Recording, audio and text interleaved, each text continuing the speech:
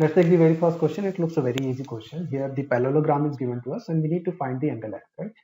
Now, since it is a parallelogram, so these two will be parallel, right? What we'll be doing is that since we have to focus on this, the value of x, here it is 150 degree. So obviously this will be 30 degree, right? What we'll be doing is that we'll be extending this line.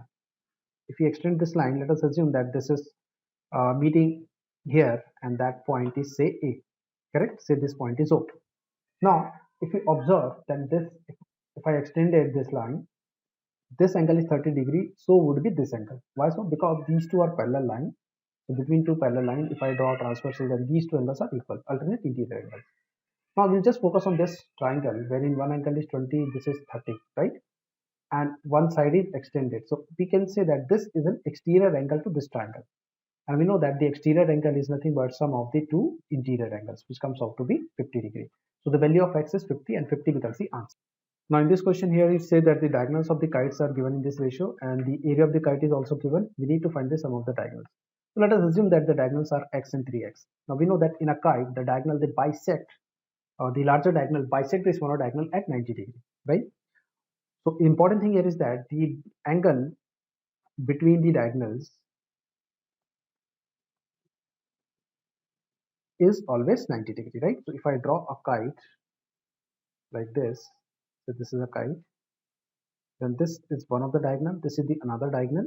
So obviously these two would be equal and this angle is 90 degree.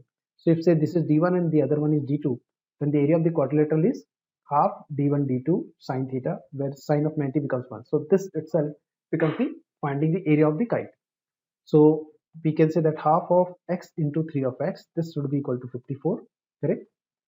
So this will, I think this will go by, this will be 1 time, 8 times, this will be multiplied by 2. So the value of x square is 36. So the value of x becomes 6, correct? Now we need to find the sum of the three diagonals, the two diagonals. So if the value of x is 6, this will be 18. So the sum will be 24. So 24 becomes our answer. Now here the question says that the difference between the pair of the adjacent sides of the parallelogram is 4. So let us draw a small parallelogram like this. And let us assume that this is A and this is B. So these are the adjacent sides. So their difference is equal to 4. The measure of one of the angle is 120 degree. Let us assume that one of these angle is 120 degree. And if the area of the parallelogram is known, we need to find the sum of the two adjacent sides. That means we need to find the value of A plus B. Correct. Now here we'll be applying the logic that if I draw the diagonal divides this parallelogram into equal area. That means area of this portion and this triangle both will be equal.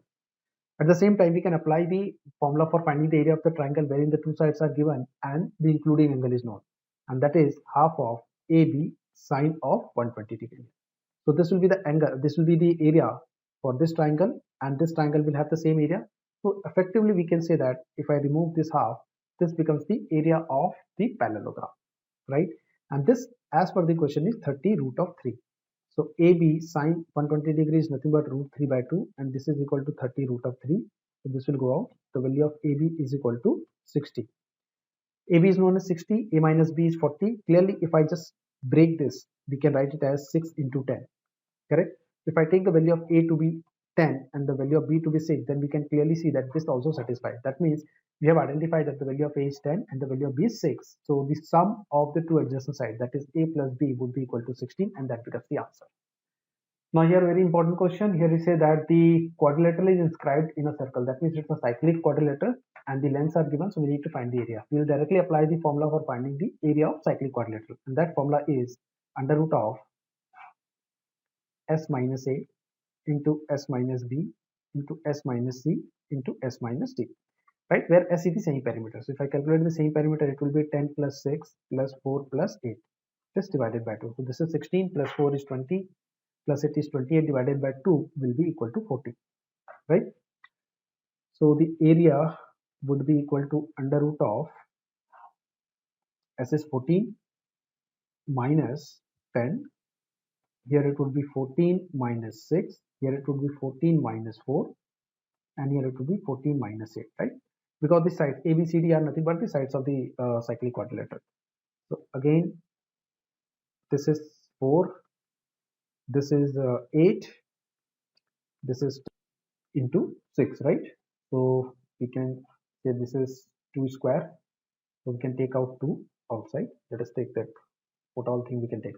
We can take 2 outside. We can again take 2 outside, correct? This along with this, we can take 2 more outside. We will be left with 10 into 3 here. So overall the answer should be 8 root of 30, which is option A.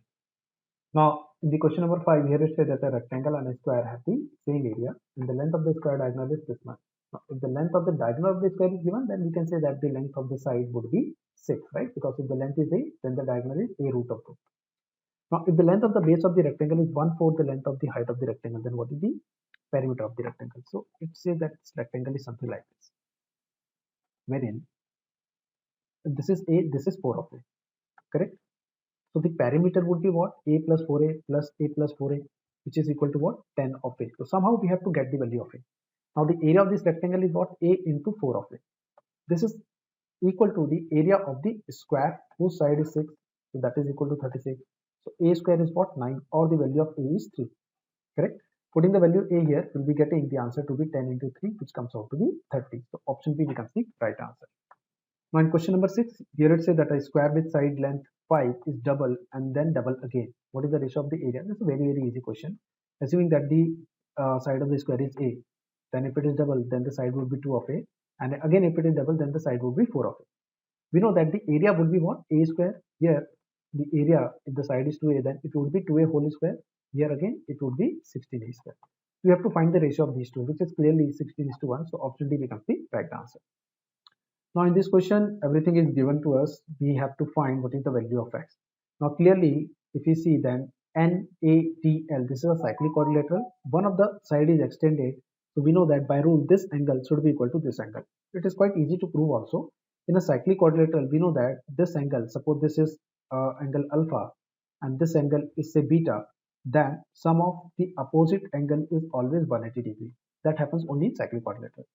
Similarly, we can see that this is a straight line, so obviously this angle plus this angle should also be equal to 180 degrees. So, but obviously this has to be alpha because beta plus alpha only gives me 180 degrees. So here we have proven that if this angle is given, then that is equal to the exterior angle here.